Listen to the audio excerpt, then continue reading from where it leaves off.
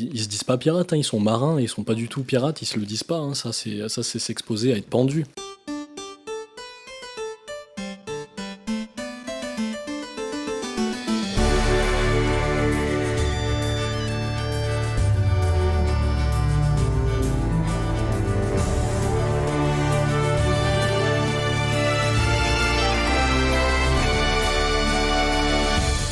Bonjour à tous et bienvenue sur HRP, un podcast fait pour les GNistes et par des GNistes. Dans ce 22e épisode, on va parler de ce camp où on a passé la moitié de notre GN à rigoler mais perdu l'intégralité de notre argent disparu mystérieusement, de ces moments de franche camaraderie avec notre équipage un soir à chanter des chansons autour de quelques verres de rhum, ou de ce joueur qui croit que faire une parodie médiocre de Jack Sparrow suffit à lui donner un roleplay incroyable. On va parler tricorne, galion et fourberie, bref, on va parler des pirates en GN. Et les plus assidus de nos auditeurs seront peut-être surpris par cette intro. Quoi ? Vous parlez de pirates et c'est toi, Clémentine, qui fait l'introduction ? Vous voulez dire que c'est Léonard qui va répondre aux questions, lui qui manifeste régulièrement son déplaisir à la vue d'un tricorne inattendu ? Mais point de panique, chers auditeurs, car sur un épisode parlant de piraterie, on n'allait quand même pas se plier à nos propres règles. C'est bien moi qui vous parlerai de mon expérience, mais on a choisi de laisser Léonard faire sa petite mutinerie afin qu'il puisse exprimer ce qu'il avait à cœur dans l'édito. Alors, on commencera comme d'habitude par parler des généralités autour des pirates, comme les caractéristiques indispensables de ceux-ci ou les choses à faire ou ne pas faire pour le jouer correctement. On se penchera ensuite plus précisément sur le jeu en tant que pirate, en parlant des costumes, de la vie de camp ou de l'organisation autour d'un groupe de pirates. Et enfin, on parlera de l'expérience plus personnelle que nos invités ont avec ce type de jeu. Pour ce faire, je suis bien sûr accompagnée de mon incroyable co-animateur, dont le sel sur cet épisode ne me semble que le reflet d'un désir secret et inavoué. Je parle bien sûr de Léonard. Bonjour Léonard. Salut Clémentine, ou je dirais même plutôt Yahoo Clémentine. Il est donc temps de passer à nos 3 merveilleux invités, encore une fois tous nouveaux sur HRP, et ça fait très plaisir. Alors, notre premier invité fait du GN depuis 10 ans. Il a été aide orga, puis dirigeant de 2 assos. Il fait notamment partie de l'équipe organisatrice de l'Écho des Marées, un GN inspiré de la piraterie historique. C'est un GNiste curieux, évadé et amuseur public. Et en dehors du GN, il aime le cinéma, le sport, les vidéos. D'ailleurs, en parlant de vidéos, sur sa chaîne YouTube, il y a une preuve discrète de son implication quotidienne dans le rôle de pirate, puisque la chope qu'il montre régulièrement provient en fait d'un vol éhonté d'un de ses joueurs sur l'un de ses événements. Et on trouve que c'est une sorte de dévotion à ses rôles de GN qui fait bien plaisir. Nous accueillons donc Olwyn. Bonjour Olwyn. Bonjour. Alors déjà, merci pour l'anecdote de la chope. Je me souviens même pas l'avoir communiqué. En effet, c'était un vol éhonté. J'en parlerai peut-être un petit peu plus tard. Ouais, tu peux nous raconter si tu veux. Le vol, Le vol, ouais. Oui, parce que c'est un vol, en fait, tout simplement. Alors, en fait, c'est une preuve. En plus, c'est une preuve qui est aux yeux de 33 000 personnes à l'heure où je parle. Donc, ouais, c'était simplement un objet perdu. J'avais dû, en tant qu'orga, lancer quelques photos en disant ouais, bon, il y a pas mal d'objets qui sont perdus. Et, la shop m'est revenue. Et ensuite, j'ai démarré cette chaîne YouTube autour, finalement, en fait, des vidéos, des jeux vidéo et de la piraterie. Donc, j'ai utilisé cette shop. Et un jour, j'ai reçu un DM sur Insta qui dit dis donc, je te connais pas, mais je connais cette shop. C'est la mienne. Et en fait, je l'ai fait faite par un artisan, donc il n'y a pas d'erreur possible. Ah merde. Donc voilà. Donc, je lui la rendrai en août. Ah, cool. Alors, mais je trouve qu'il y a une sorte de dévotion au rôle de pirate. Ça me plaît beaucoup. Notre deuxième invité fait du GN depuis 7 ans. Il est un peu touche-à-tout dans le GN puisqu'il s'occupe parfois de la construction, de la logistique, du décorum ou de l'orga PNJ. Et lui aussi fait partie de l'orga d'Écho des Marées. C'est un bricoleur anarchique, passionné illusionniste et amateur compulsif. Et dans son temps libre, il est actuellement sur un projet de construction et de fabrication de mobilier pour faciliter la logistique et la construction d'univers de fantasy anachronique. Et je sais pas vous, mais moi, j'ai envie de rajouter Camoulox à la fin de cette phrase. Nous accueillons donc Olivier. Bonjour Olivier. Bonjour Clémentine. Et donc du coup, c'est quoi cette histoire de meubles ? Parce que ça a l'air très cool et en même temps, j'ai rien compris. Alors, cette histoire de meubles, c'est tout simplement des meubles type Ikea qui se montent et qui se démontent sur site et qui prennent vraiment pas de place dans un coffre. Ok, trop bien. Ça a l'air chouette comme projet. Et donc, notre troisième invitée, elle fait du GN depuis 8 ans. Elle a été orga sur de gros GN comme Terra Antica, tout comme de plus petits, comme le dernier qu'elle a organisé, qui ne comptait que 10 joueurs. C'est une crafteuse qui pratique ce noble art que je connais bien, qui est le déni de ces putains de systèmes de règles. Ainsi qu'une joueuse qui glisse immanquablement vers la roublardise, même quand ce n'était pas le plan établi. C'est aussi une sacrée pratiquante du béour, puisqu'elle part au championnat du monde cet été et qu'elle est la vice-présidente de la Fédé française de béour. Elle est aussi l'incarnation vivante du fait que Léonard ne sait pas se tenir et qu'il traumatise les joueurs qui portent un tricorne, puisqu'elle nous a raconté l'avoir croisé sur son 2e GN et qu'il s'est comporté comme un sacré margoulin avec elle. Qui est surpris ? Pas moi. Il s'agit de Nora. Bonjour Nora. Salut Clémentine. Du coup, est-ce que tu veux bien nous raconter cette malheureuse rencontre avec Léonard ? Ah là là. Alors, c'était le fameux Gadouria, le camp d'Oria où on a campé dans 30 cm de boue. En gros, tous les inters de printemps, c'est pas... Ouais, mais là c'était hardcore parce que le matin, on se réveillait, c'était gelé. Il y avait de la glace sur la toile de tente, quoi. Ah oui. Donc c'était hardcore. Donc c'était mon 2e GN ever et il se trouve que j'y suis allée sans le dire à mes parents et du coup je ne pouvais pas prendre la toile de tente, sinon c'était cramé. Du coup j'y ai été avec une amie qui m'avait dit qu'elle me prêtait sa tente, mais cette tente prenait l'eau. Du coup, je suis allée me réfugier au campement où, à ce moment-là, était Léonard, mais je ne le savais pas. Je suis allée me réfugier chez des copains qui m'ont hébergée gentiment dans leur tente, et je suis donc arrivée vers 00h30 dans ce campement, où tout le monde était rassemblé autour de la table, et j'étais là avec mon premier tricorne, que j'avais fait moi-même avec beaucoup de conviction, et j'avais froid, je tremblais, j'étais trempée, et Léonard arrive, il fait « Mais c'est quoi ce tricorne-là ?» Et là, je fais « Non, mais je suis HRP parce que j'étais vraiment pas bien. » Et là, il fait « Ah ouais, bonjour HRP !» Et j'ai eu très envie de disparaître. 30 cm dans la couche de boue. Je suis une très très belle personne. Ah oui, c'est ce personnage qui nous a invités alors. Du coup, il va être temps de se lancer dans ce moment que vous attendez tous. Et pour nous, chers invités, il va être temps de prendre une grande respiration et d'attendre que la tempête passe, parce que je vais passer la parole à Léonard, qui a 2-3 trucs à nous dire au sujet de la piraterie. Merci Clémentine.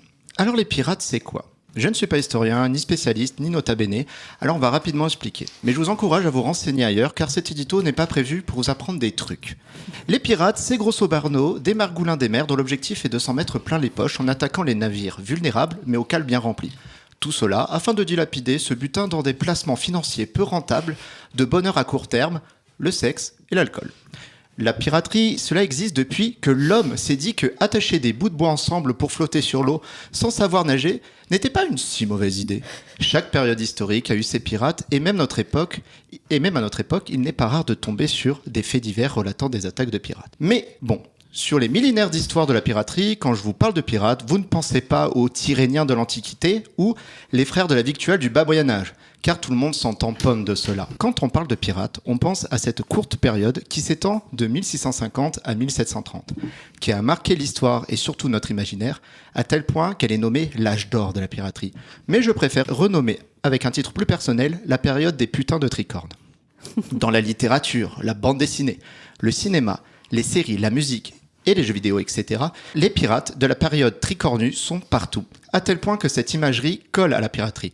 Pour vous raconter une fun fact sur un événement pas fun du tout, lors du 11 septembre, je me souviens qu'on avait au début utilisé le terme « pirate des airs » dans les informations, et que premier degré, je me suis imaginé des mecs en tricorne dans un avion en train d'aborder un autre avion. Forcément, cet imaginaire, à base d'aventures, de trésors, d'attaques de navires et de mutineries, de franche camaraderie, ne peut être qu'un incroyable support pour notre hobby qu'est le GN.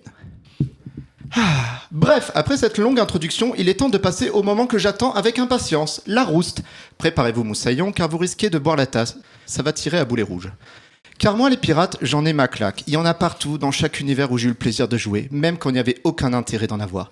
Ils me saoulent tellement que la seule fois où j'étais d'accord avec Marine Le Pen, c'est quand elle a dit « Regardez, ils sont là, dans nos GN, dans nos maslarp, avec leurs tricorn chips et leurs sarouels qui sentent la chips. » Ah oui, d'accord, on en est là, donc...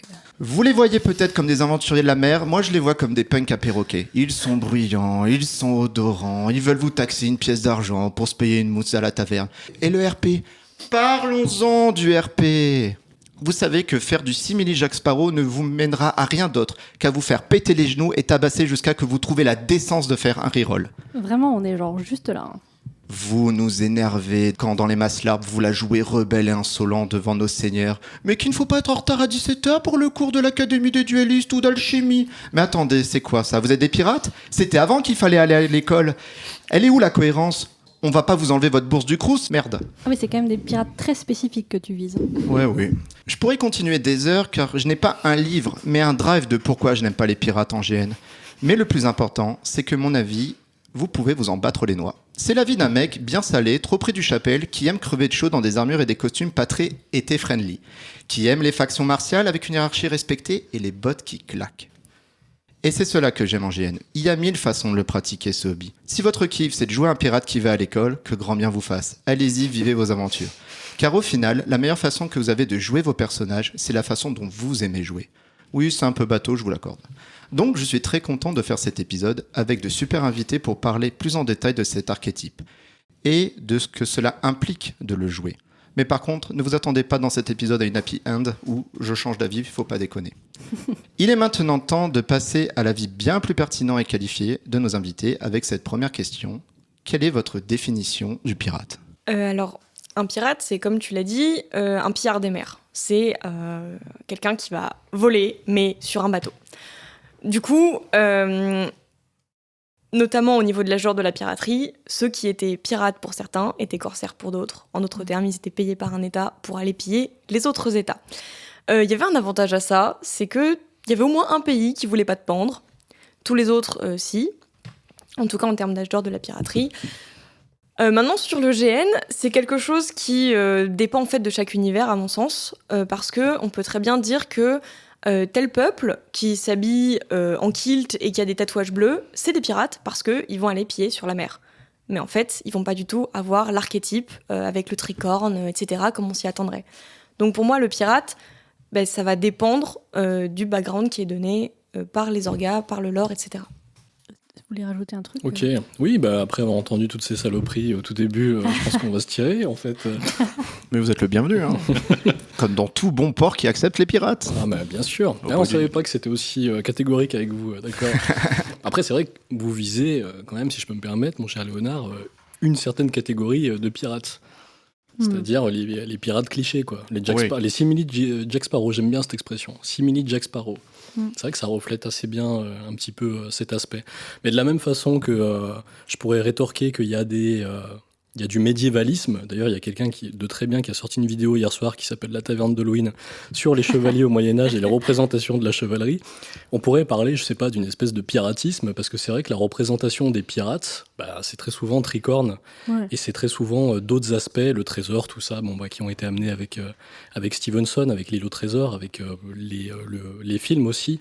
Oui, effectivement, je pourrais être d'accord avec ça. Mais ces attraits-là, que tu prêtes aux pirates, tu peux aussi les prêter à ceux qui font du Medfan, parce que c'est de la même catégorie, sauf qu'ils n'ont pas de tricorne, mais ils ont de la fourrure, donc ça c'est ceux qui font du viking, hein, donc ils viennent avec la petite fourrure d'Ikea, ils la mettent autour d'eux, ils vont au fête du roi de l'oiseau, Puy-en-Velay, d'ailleurs on est du Puy-en-Velay, donc grosse dédicace au Puy-en-Velay, et ils parlent fort, ils boivent beaucoup d'alcool, finalement il y a quand même, c'est quand même assez proche. Par contre je suis d'accord, c'est que autant pour le médiévalisme, ça a été c'est des représentations du Moyen-Âge, ça a été débunké par justement des gens comme Nota Bene, comme plein d'autres créateurs de contenu qui essayent de le vulgariser et d'en parler. Autant pour les pirates, c'est pas vraiment débunké parce qu'on a toujours cette image qui colle à la peau du gars avec le tricorne qui boit du rhum, parce qu'on va pas se mentir, Pirates des Caraïbes a fait beaucoup de bien, mais a fait beaucoup de mal à cette représentation. Après, ils sont pas les seuls responsables, hein. Il y a les films des années 20 aussi, on fait pas mal de taf avec ça. En vrai, moi je trouve que c'est vrai que le Pirates des Caraïbes, ils ont à la fois fait du mal parce que du coup tout le monde a l'image de Jack Sparrow, mais moi je sais que ça a vachement contribué à me donner envie de me retrouver à jouer pirate parce que c'est vraiment présenté avec le côté aventure, etc. Et pour moi, le pirate c'est aussi c'est l'aventure, c'est tu suis pas les règles établies et franchement des fois ça fait du bien de pas chercher à suivre les trucs pleinement de la société, etc. Les règles imposées. Alors, c'est clair que si on prend le point de vue historique, c'est un peu du cliché sur certains aspects, parce que comme le disait Nora, des fois, en fait, en fonction du moment, ils étaient corsaires ou ils étaient pirates. Mais je trouve que ça fait partie, pour moi, de la définition du pirate, en tout cas en GN, et que je trouve assez cool, quoi. Le côté aventure et le côté marin, bien sûr. Mais en vérité, à l'époque aussi, il y avait ce côté ne pas suivre les règles, parce qu'en général, c'est des gens qui avaient plus grand-chose à perdre. Quand tu avais passé 3 ans dans la marine anglaise à te faire punir à coups de fouet parce que t'avais osé aller chercher un biscuit en scred parce que tu crevais la dalle, bah t'avais plus grand chose à perdre. Et c'est pour ça qu'on en arrivait à des rébellions et que du coup on en arrivait à des équipages qui n'avaient plus de capitaine et qui faisaient leur vie, qui prenaient leur liberté sur la mer. Donc oui, effectivement, ils suivaient pas les règles, ça c'est un fait et c'est quelque chose qui reste dans l'ADN du jeu pirate aujourd'hui. Et bon, s'il vous plaît, respectez les jeux du GN quand même. Mais voilà. Non, mais alors, je fais mon petit truc et après je vous redonne la parole. C'est juste que je suis tout à fait d'accord et il y a le côté où cette imagerie, Pirates des Caraïbes, l'île au trésor, même les jeux vidéo qui le font très bien, il y a ce truc aventure et on est géniste, on n'a pas envie de faire forcément un truc, on a envie de vivre cette aventure, ça donne cette imagerie-là et c'est très très fort et c'est très très cool. Pour revenir sur le médiéviste, il y a aussi un truc qui marche très bien, c'est quand tu vois les Vikings avec la série Vikings où tout d'un coup tu as ces Vikings inspirés de cette série, mais quand tu vois à quoi il devrait ressembler, on est complètement à l'opposé. Mais une fois de plus, quand tu es en GN, tu as envie d'incarner ce que tu as envie. Et c'est ça qui te fait véhiculer. C'est cette imagerie-là qui, on va dire, te fait vibrer quelque chose. Donc c'est un peu logique aussi que tu t'inspires de ça, quoi. D'ailleurs, en parlant d'inspirer, c'est quoi vos inspirations en termes de pirates ? C'est Pirates des Caraïbes tout de suite, non, pas du tout. Ah bah alors maintenant, mais par contre sérieusement, pendant très longtemps, ça a été Pirates des Caraïbes. Après, on y reviendra, mais nous, du fait qu'on aime les pirates, c'est venu assez récemment, parce qu'à la base, c'est une blague, d'organiser un grandeur nature pirate en Auvergne. À la base, c'est né d'une blague. C'était pas du tout dans nos intentions et on n'était pas spécialement attirés par le monde de la piraterie. À ce moment-là, nous, on faisait du post-apo. Avant ça, on faisait du Medfan. Ça nous a jamais vraiment attirés. Et en vrai, j'ai répondu à Léonard, mais en vrai, je partageais complètement son avis. Même je le partage toujours. Moi aussi, c'est insupportable quand tu fais des masses LARP, les camps de pirates qui ont cette image qui colle à la peau du Jack Sparrow. Tu vois 40 Jack Sparrow dans un camp, c'est pas forcément c'est pas très sexy, je trouve, quoi. Mais bon, après ça, c'est mon avis. Et non, mes inspirations, pendant très longtemps, c'était Pirates des Caraïbes. Après, quand j'ai voulu vraiment me renseigner un peu sur l'histoire, ça a été... on s'est un peu éloigné de Pirates des Caraïbes et de l'île au trésor. C'est devenu des récits et des séries un petit peu plus, on va dire, un petit peu plus historiques. Je pense à Black Sails. Black Sails, il y a plein de conneries. En plus, ça reprend, c'est le prélude de l'île au trésor, donc c'est fictif. Mais vous regardez Black Sails, il y a quand même de très bonnes choses. Donc, Black Sails, par exemple. Toi, Olivier, t'as une inspiration ? Il y a Black Flag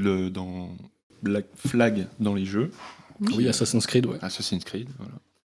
Et puis, sinon, ça reste un peu sur la série des Pirates des Caraïbes. Ouais. Moi, je dirais ça, Black Flag aussi, ça a été une grosse inspi, le côté aventure. C'est trop chouette de jouer, de piloter son bateau, machin. Enfin. Puis je trouve que vis-à-vis aussi des costumes, des décors qu'il y a dans Black Flag, ils sont plutôt proches de l'esthétique pirate qu'on s'imagine. Ouais, en tout cas de ce qui te plaît potentiellement, quoi. Et de ce qui pourrait être fait en GN, avec un bon budget. Après, moi, j'aime bien, forcément, Pirates des Caraïbes, on l'a tous, je pense, c'est un socle commun. Mais du coup, vu que j'ai commencé vraiment avec le roleplay écrit, plutôt que de me tourner vers ça, j'ai lu beaucoup d'ouvrages sur le sujet. J'ai même acheté un livre du CNRS sur l'histoire complète de la piraterie. Je vous cache pas que j'en suis au tiers parce qu'il y a beaucoup de dates à retenir. C'est pas très digeste. Je veux bien les références à la sortie de cette émission, ça m'intéresse. Il n'y a pas de souci. Et du coup, ce que j'ai fait, c'est que j'ai beaucoup regardé les costumes historiques d'époque. Parce que finalement, c'est ce que je disais, les pirates, c'était des gars qui désertaient de l'armée régulière. Donc en gros, les gars, ils se barraient de l'armée avec ce qu'ils avaient sur le dos, à savoir leurs vieux uniformes tachés, déchirés, pétés, sans chaussures. D'ailleurs, petite anecdote, une des grandes méthodes pour combattre les pirates à l'époque, c'était de balancer du verre pilé sur les ponts. Parce qu'on court vachement moins bien pieds nus sur du verre pilé. Voilà. Donc... moi, je me suis pas mal inspirée, tout simplement, des costumes d'époque, déchirés, arrachés, en gros du post-apo de l'époque, du mendiant de l'époque. Et effectivement, on peut tomber sur des tricornes, mais on peut aussi tomber sur des chapeaux de paille, on peut aussi tomber sur... Alors là, par contre, c'est un peu hardcore, faut être prêt à le faire. La tresse en catogan enduit de poids. Alors clairement, je ne le ferai jamais, mais s'il y a des courageux quelque part, c'est pépite, c'est incroyable. Faut vraiment savoir faire, mais avec ça, vous ne prenez plus l'eau.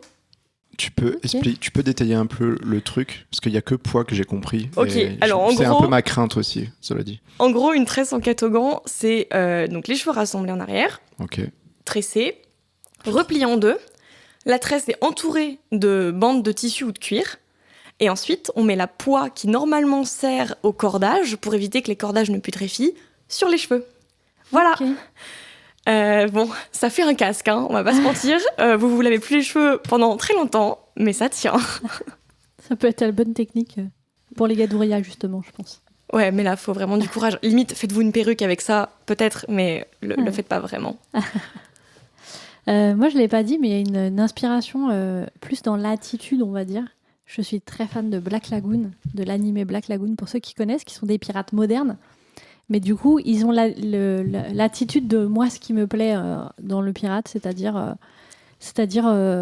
on fait on cherche un moyen de fonctionner, mais un peu en dehors des règles. Et puis voilà, ils sont, ils s'en foutent quoi. Il y a ce côté un peu aventure, mais avec des fois des trucs plus de rapport de pouvoir avec les autres, etc. Moi, ça fait partie de trucs que j'aime beaucoup et donc qui peuvent me servir d'inspiration sur l'attitude, on va dire, du pirate. Et pas trop de littérature comme L'île au trésor, parce que moi je sais que celui qui m'a vraiment marqué avant l'arrivée de Pirates des Caraïbes, c'était déjà les films que les parents m'ont fait regarder dans les années 50, 60. Il y avait Pirates, où c'était même une capitaine femme et tout. Mais L'île au trésor m'a beaucoup marqué, parce que c'est presque un livre que j'ai lu quand j'étais au collège, et j'ai encore une image très forte de ce bouquin, en fait, une imagerie très forte de liée à ce bouquin. Trop bien. Après, en termes d'inspiration, plutôt de groupe, parce que finalement, l'ambiance de groupe, je trouve, c'est vachement importante chez les pirates, puisqu'on joue en équipage, normalement, hein, on joue en groupe. Je trouve que le film Master and Commander, il illustre vachement bien les ambiances sur un bateau, les rôles de chacun. Donc vraiment sur la partie bateau. Et après, désolé, je reviens toujours sur de la référence historique, on peut revenir sur l'expérience Libertalia, où en gros, il y a 3-4 navires qui se sont mis d'accord sur le fait de coloniser une île et y fonder une communauté qui, on va pas se mentir, avec le temps a plus ou moins tourné au fascisme, hein, ça fait une jolie petite dérive où on a interdit des mots de vocabulaire, ce genre de choses. Mais du coup, ça permet, en se renseignant là-dessus, de voir un peu comment est-ce qu'on peut mettre en place des choses pour vivre en groupe. Et en fait, quand on étudie un peu la chose aussi, on se rend compte que c'était une première expérience de société anarchiste. Voilà. Intéressant. Quelles sont les caractéristiques qu'on retrouve toujours chez un pirate, à part le tricorne? Le tricorne, en plus, on le retrouve pas de manière systématique. Hein. C'est vraiment, c'est un peu cliché. Ils avaient pas tous des tricornes. Et l'aspect cuir même était plus là dans un but, si jamais en fait, vous savez, sur les longues traversées, des fois, ils pouvaient crever de faim. Ça pouvait être bouilli et ça pouvait être mangé. Bon, c'était une solution vraiment de dernier repli. C'était un peu pour ça qu'on utilisait des pièces de cuir. Après, sinon, effectivement, c'est trop bien, je savais pas. ils marchaient plutôt pieds nus, quoi. Enfin, surtout les matelots, quoi. Mais ce qu'on retrouve, ce qui est caractéristique du pirate, en fait, ça c'est vraiment l'idée que j'aimerais qu'on retienne, c'est qu'il n'y a rien réellement qui distingue le pirate, enfin, d'un point de vue archéologique, quoi. Vous trouvez une épave au fin fond de la mer, il n'y a rien qui la différencie d'un bâtiment de la marine marchande. C'est vraiment la seule chose qui peut la différencier. Bon, par exemple, il n'y a pas de bouton avec des têtes de mort. Ça, c'est pas possible. Bon, après, j'en ai pour mon GN, mais parce que franchement, sur les boutiques en ligne, on trouve rien du tout en termes de costumes. Va au Puce du Canal à Lyon. J'ai trouvé des boutons en laiton avec des encres dessus. Ça, c'est déjà un peu mieux, absolument ça. Incroyable. Je crois que je vais les virer, ces boutons de manchette avec des têtes de mort. Qu'est-ce que c'est laid. Et ben ça n'existe pas. La seule chose, le seul artefact qu'on peut trouver de pirate, c'est ce que connaît tout le monde, le Jolly Roger. C'est le drapeau noir. Bon, après ça, on le retrouve pas de manière systématique parce qu'au fond de la flotte, ça fait pas long feu. Mais donc, qu'est-ce qui peut différencier même un pirate d'un marin? Finalement, peut-être pas grand-chose, à moins que je me trompe. Ouais, non, je pense, ouais. Non, effectivement, c'est à peu près la même chose. Après, au niveau, je rebondis sur le Jolly Roger. Faut pas hésiter à chercher un peu. Il y a pas mal de documentation sur Internet et tout, où il y a des référencements de tous les Jolly Roger qu'on a pu retrouver à l'époque. Parce qu'en fait, chaque équipage avait son propre bateau, avait son propre drapeau. Voilà. Et c'était absolument différent de chaque équipage parce qu'il fallait pouvoir les différencier, etc. Et évidemment, l'objectif, c'était de faire un truc qui fasse peur, parce qu'en fait, les 3/4 du temps, les pirates, ils arrivaient, ils faisaient beaucoup de bruit, ils faisaient peur, et ils faisaient en sorte que le navire se rende. Il y avait globalement pas tant de batailles que ça. L'objectif, c'était que les gars se rendent, filent tout le butin en échange de la vie sauve, et voilà, c'était réglé. Donc, Voilà, le Jolly Roger, il y en a plein de différents. Et petite anecdote, à l'heure actuelle, sur les eaux territoriales françaises, vous n'avez pas le droit d'afficher ce drapeau-là sur votre bateau, c'est interdit. Il n'y a qu'une frégate qui a le droit, une frégate de l'armée française, dont, aux dernières nouvelles, je ne sais pas si c'est encore le cas, le capitaine est une femme. Voilà. Trop bien. Ah, c'est vrai? Je savais pas. Ça, si, moi, j'avais passé le permis plaisance et on m'avait dit, c'est non. Le mettre un drapeau. Mettre un Jolly Roger. Un Jolly Roger, ouais. C'est fait très mauvaise idée, faites pas ça. Alors qu'est-ce que t'encours en fait? Parce que, évidemment, ils Alors n'ont pas ça, de canonnier. je me rappelle plus aux yeux de niveau de la loi, mais amende. t'as souvent la petite barquette de la gendarmerie qui te fait qui t'aborde et il fait non. Et tu prends ton amende. Bah, en fait, parce que Ou même tu si... prends un avertissement et après une amende. J'imagine, parce que même si pour nous c'est devenu une espèce de signe un peu symbole anarchiste, au même titre que arborer des t-shirts de Che Guevara, ça fait un peu, c'est devenu un peu, voilà, c'est devenu un peu commercial. C'est un symbole quoi. Quand on tisse le pavillon noir, c'est que tu veux du mal, quoi. Tout à fait, ouais. Donc, si à la limite, ce qui peut distinguer un bâtiment pirate d'un bâtiment autre, de la marine marchande par exemple, c'est l'armement. C'est-à-dire que les pirates étaient surarmés. Donc, le fait d'avoir beaucoup de canons, le fait d'avoir beaucoup de boulets, le fait d'avoir beaucoup de balles de pistolet, beaucoup de mousquets, ça, c'est un truc qui peut peut-être tendre les archéologues à se dire, quand ils découvrent une épave, ça pouvait être un bâtiment pirate. En tout cas, qu'il était militarisé, quoi. Ah oui, tout à fait, ouais. Je prends l'exemple de la Concorde. Alors la Concorde, on connaît son nom d'après, on connaît pas son nom d'avant, c'est la Concorde. Okay. C'était une frégate française, donc c'était un négrier, parce qu'il y a aussi l'autre aspect, c'est qu'on parle pas beaucoup du fait que dans la piraterie, il y a eu le commerce triangulaire aussi à un moment donné. Mais la Concorde, c'est devenu un bateau qui a été pris par un pirate très célèbre, Edward Teach, ou Teach, comme on veut, Barbe Noire, et c'est devenu le Queen Anne's Revenge. Il a été renommé, mais à la base, c'est un bâtiment français.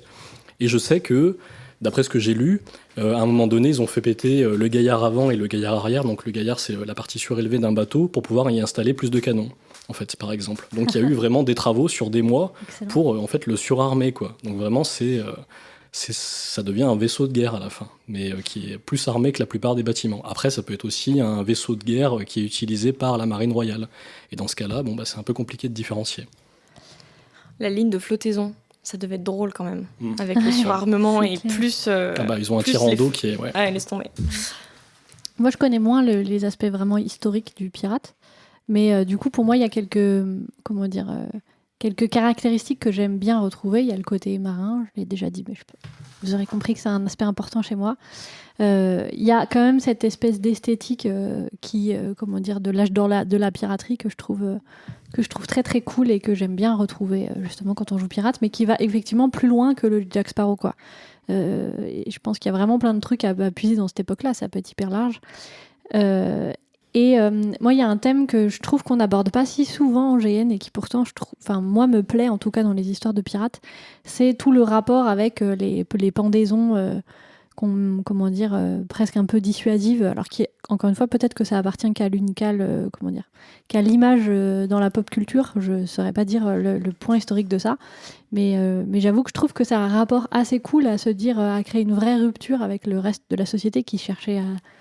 En tout cas, dans l'image populaire qu'on en a, à les dissuader d'entrer dans les ports en affichant pendus, etc. Et je trouve qu'on creuse jamais beaucoup cet aspect-là en GN et que ça mériterait parce que je trouve ça très cool. Voilà. Alors, j'ai essayé une fois en tant qu'orga de mettre la pression au groupe des pirates. En gros, j'étais orga d'un groupe qui se la jouait marine royale anglaise, quoi. Donc vraiment l'armée, quoi. Et du coup, je leur ai fourni un squelette avec des vieux costumes à foutre dessus, la corde du pendu, enfin tout ce qu'il fallait, avec la pancarte « Mort aux pirates » et tout, à mettre dans leur campement. Et je leur ai fourni en gros l'équivalent de ce qui a existé réellement, à savoir un Hostis Humani Generis qui avait été écrit par la reine d'Angleterre à l'époque, qui déclarait les pirates comme ennemis de l'humanité. Rien que ça. Voilà. Ah oui, donc là, je leur ai filé ça aux gars, je leur ai dit maintenant, vous allez me choper du pirate. Et dans le document, il y avait des primes sur la tête des pirates. Il y avait du jeu à faire. Ils avaient moyen de choper des trucs. Vraiment, c'était intéressant. Ils ont refusé. Ils ont refusé parce que, oui, mais les pirates, ils sont gentils. Et on du coup, on vous paye pourquoi, vous, là, en fait. Mais c'est ça. À quoi ils me servent ma milice armée si les gars, ils veulent pas aller chasser du pirate? Ils m'ont fait un déni de jeu et moi, j'étais en mode... Eh bien, je ne sais pas ce que je vais faire. C'est une super idée, on devrait peut-être faire ça nous aussi, tu sais, afficher, Olivier, pour notre gène, une pancarte avec un squelette pendu, mort aux pirates, parce qu'en fait, c'est ce que les gens comprennent pas forcément en grandeur nature ou même sur d'autres événements, c'est que personne ne se revendique pirate en fait. Ouais. À part Ouais. peut-être sur des repères où c'est quand même assez démocratisé, je pense à l'île de la Tortue, je pense à Nassau. Oui, peut-être que tu pouvais placer un petit peu plus volontairement que tu étais pirate, mais normalement, ils se disent pas pirates, hein, ils sont marins, ils sont pas du tout c'est pirates, ils se le disent pas, hein, ça c'est s'exposer à être pendu. Et C'est d'ailleurs, ça. tu ne le montres pas. Et alors, à la question de savoir si c'était systématique, tu te faisais pendre, alors pas tant. Alors beaucoup plus en Angleterre. En Angleterre, sur le port de Londres, il y a Execution Dock, par exemple, où là où étaient affichés certains flibustiers pirates célèbres, comme je crois que c'est le capitaine Kidd qui a été affiché là-bas. Sa dépouille a été affichée là-bas. En France, pas trop, parce qu'en France, on systématisait les ordonnances de grâce. Et donc, en fait, si tu étais pirate, que tu avais fait de la piraterie, tu avais juste à aller voir le gouverneur de la colonie où tu faisais tes razzias, et tu lui promettais repentance, et à ce moment-là, tu étais pardonné. Tu avais les ordonnances de grâce qui venaient de... Alors après 1715-1716, c'est la Régence, et en fait, voilà, t'étais clean, quoi. Tu pouvais prendre ta retraite. Et il y en avait beaucoup en France qui le faisaient, enfin de pirates français qui le faisaient, parce que ça permettait de reprendre... on te confisquait tes biens, mais une vie normale. Et c'est pour ça aussi que les pirates les plus célèbres sont en fait anglais, parce qu'eux, ils ont eu une fin un petit peu plus tragique. Je pense à Barbe Noire, je pense à Jack Rackham. Eux, ils ont été pendus, eux, ils ont été exécutés pour Barbe Noire. Donc lui, il a été exécuté pendant une bataille, donc c'est encore, en plus, ça participe à la légende. Les pirates français se rangeaient plus volontairement. Donc ils sont plus rentrés dans la légende, quoi, c'est ça. Ils sont moins rentrés dans la légende parce qu'ils se rangeaient, Oui, donc c'est du ça. coup, on perdait leurs traces, quoi. Les Anglais sont plus rentrés Oui, dans voilà, la légende. parce qu'ils ont eu une fin héroïque, Ok. sont battus contre un système en place, donc c'est la liberté, quoi. Moi, il y a un truc que... Alors, par contre, j'y vais vraiment avec le... J'ai l'impression que autour de la piraterie, il y a quand même un code, il y a un semblant de code, des croyances, un folklore tourné entre les croyances marines, la religion, tout ça qui peut être mélangé et qui peut vraiment te définir entre un marin et un pirate. Alors, je pense qu'à certains endroits, sur certains trucs, la barrière est très fine parce qu'ils ont les mêmes croyances, celles de la mer, mais je pense qu'en plus de ça, dans la piraterie, on peut rajouter le famoso code des pirates qui peut-être est un bullshit ou peut-être est un truc comme ça, qui je trouve peut aussi caractériser le fait que ce sont des pirates. Je sais pas ce que moi je me base sur mes connaissances pirates qui se lèvent à Pirates des Caraïbes et Black Flag et Ouais, donc voilà. T'as un moment où ils ouvrent un code, C'est le ça. code je crois que c'est dans le 3, Ouais. le code de la piraterie fait par Henry Morgan et Robert, ils disent à un moment donné, bon c'est pas vraiment le même truc, mais je crois que je crois que le code de Black Bart est vraiment effectif, il a vraiment existé.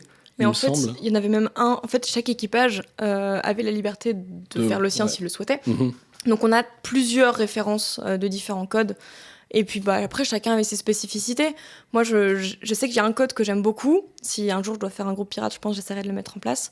En gros, le capitaine n'avait aucun pouvoir de décision sur un navire. En tout cas, dans cet équipage-là, le capitaine n'avait de pouvoir de décision que lors des combats. C'est-à-dire qu'on écoutait le capitaine tout le long de l'abordage. À la fin de l'abordage, on pouvait faire un vote pour dire le capitaine a fait de la merde, on le destitue, on met quelqu'un d'autre. Et au moment de la navigation, vote à main levée pour savoir où on allait. Et la personne qui dirigeait le travail sur le bateau, c'était le navigateur, qui en gros était le plus instruit du tas, qui savait à peu près où étaient les passages où on pouvait passer ou pas, etc., qui connaissait à peu près les vents et qui se débrouillait, quoi. Et vous jouez avec le code en GN? Genre, Alors, justement, cette notion de code de la piraterie. J'ai essayé sur Kando. J'ai pas essayé longtemps parce que en gros, ils ont repris le principe Pirates des Caraïbes, un code pour tout le monde. Et en fait, c'est un peu dommage, je trouve. Ah, toi, tu voulais faire un code par équipage, quoi. Enfin, faire le tien, en fait. En fait, je trouve que c'est intéressant que chaque équipage réfléchisse soit à son truc. Après, la difficulté aussi, à mon sens, avec des formats comme Pandoria, c'est qu'en fait, les équipages, ils sont tout petits. Et c'est des équipages de... Moi, je me suis retrouvée avec un équipage de 5 personnes. Ouais. En plus de plein de peuples différents, qui du coup n'étaient jamais au camp parce qu'ils étaient avec leur peuple. Enfin, voilà. Mais un équipage de navire, pour vous donner un ordre d'idée, une frégate, à l'époque, pour qu'elle puisse naviguer, pas confortablement, mais qu'elle puisse naviguer, il fallait au moins 90 bonhommes dessus. Donc en fait, ils partaient à 180 pour être sûr qu'au voyage retour, même si la moitié était crevée, ils ont encore assez de monde. Voilà. Quitte à faire ensuite de l'enrôlement de force, etc. Une des raisons d'ailleurs pour lesquelles les mecs se barraient, c'est qu'ils étaient enrôlés de force. Du coup, ça donnait des pirates. Enfin voilà, il y avait tout un cercle vicieux qui faisait qu'on alimentait en fait la piraterie au fur et à mesure. Et je sais plus pourquoi je parle de ça. À cause du code, voilà. Donc ouais, pour moi le code c'est un truc qui peut être un vrai élément de gameplay quand t'as des vrais équipages. Puis après, quand t'as des petits équipages disparates qui s'entendent plus ou moins, qui élisent un roi des pirates, c'est complètement débile, mais soit. Du coup, tu perds un peu l'essence à mon sens, ce qu'est la piraterie. Complètement, parce que c'est un système qui est complètement... alors, sans aller jusqu'à dire que c'est anarchique, au sein même de l'équipage, c'est démocratique. Ça, en tout cas, on en a les preuves. Il y a je sais pas combien de capitaines de flibustiers, de pirates, de corsaires, même qui se sont fait abandonner marron sur une île parce que ils se sont montrés incapables de commander un navire. Et donc, leur équipage les a tout simplement abandonnés. Des mutineries, il y en a. Enfin, on peut même pas parler de mutinerie, en fait, au final, parce que l'équipage est unanime sur le fait de dire bon, le capitaine, il est plus en état de nous commander, donc, en fait, on va l'abandonner sur une île, et puis voilà, il va se démerder. Oui, une décision vindicative, quoi, c'est tout. Ouais, voilà. C'est une mutinerie. Le principe « je suis le seul maître à bord » n'était appliqué que dans la marine marchande. Ah, complètement. Mais vraiment que dans la marine marchande, parce que même dans la marine militaire, en fait, il y avait deux groupes sur les navires militaires. Tu avais les groupes des marins et tu avais le groupe armé. C'est-à-dire qu'en général, les marins ils dormaient dans la cale, jusque dans la sentine. Donc la sentine, c'est la dernière cale. C'est vraiment celle qui est au contact de l'eau. En général, tu as de l'eau saumâtre jusqu'au genou. Ça pue, c'est dégueulasse. C'est la sentine, voilà. Donc là, c'était là qu'on mettait les mecs qui avaient vraiment fait de la merde. Enfin, voilà. Tu te retrouvais à la sentine, t'avais pas fait des bons trucs. Et du coup, sur le pont, t'avais les militaires qui montaient des tentes et qui dormaient sur les ponts. Et du coup, de temps en temps, il y avait des petites frictions entre matelots et militaires, quoi. Les mecs, ils gênaient les manœuvres, en fait. C'était vraiment des gros cons, quoi.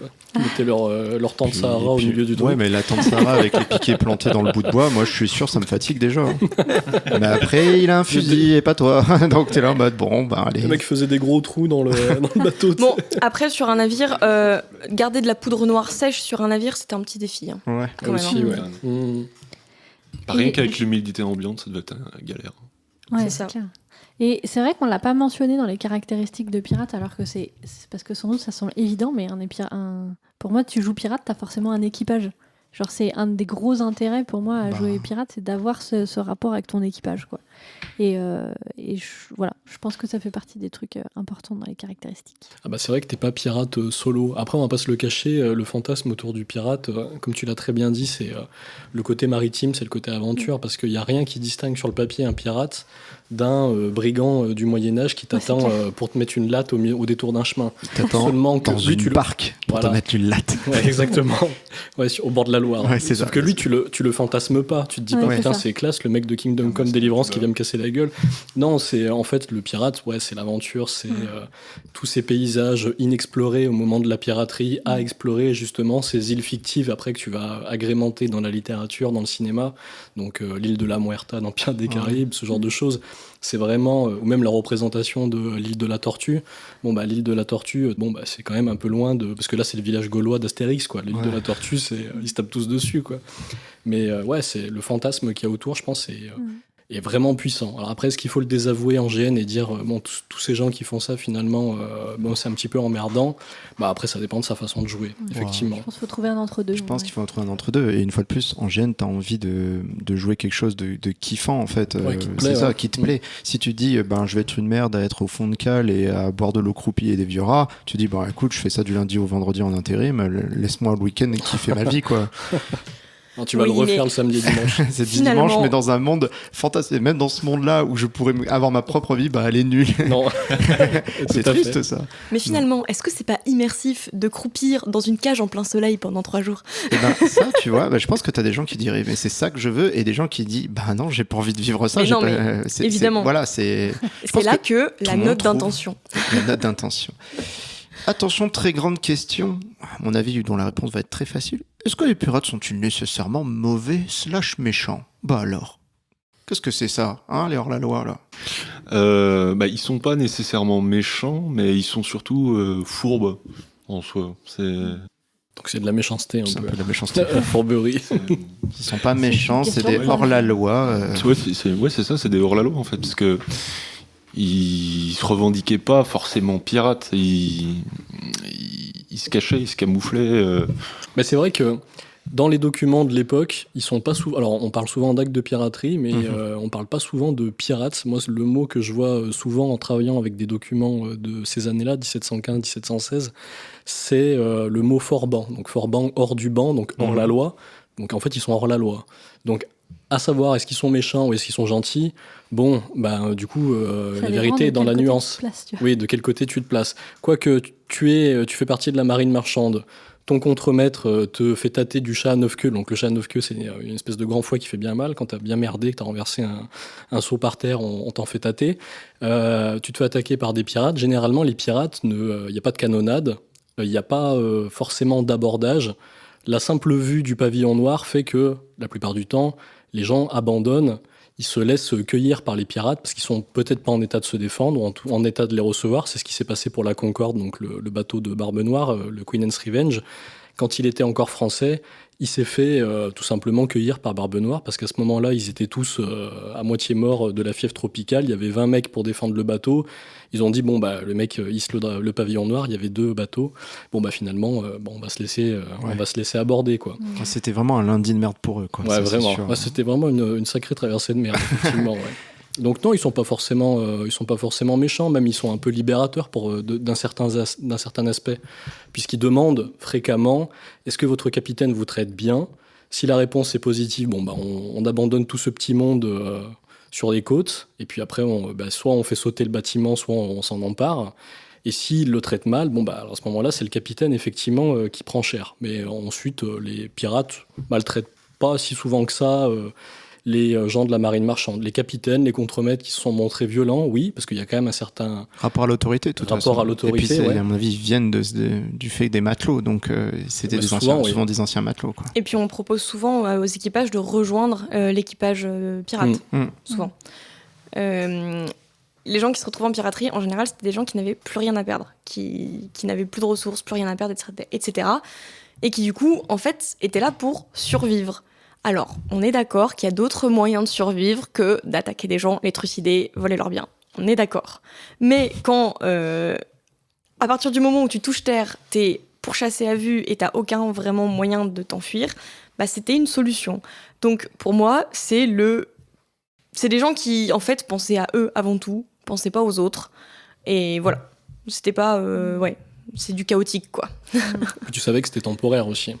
Que ça allait marcher quelques temps, mais que généralement le pirate il avait pas de retraite. Ouais, c'était un truc à double tranchant de toute façon. Tu tentes l'aventure parce que perdu pour perdu, quoi. Cela étant, ils n'avaient pas de retraite, mais dans les codes, on retrouve des systèmes de caisse d'assurance sociale. En gros, c'est vrai, j'avais entendu ça. Si tu perdais un bras, tu touchais une part et demie. Si tu perdais une jambe, tu touchais une part 3/4. Mais une part supplémentaire. Il y avait le capitaine avait d'office 2 parts. Donc vraiment, le partage du butin était prévu en avance dans les codes, en tout cas dans certains codes. Encore une fois, ça dépendait des codes.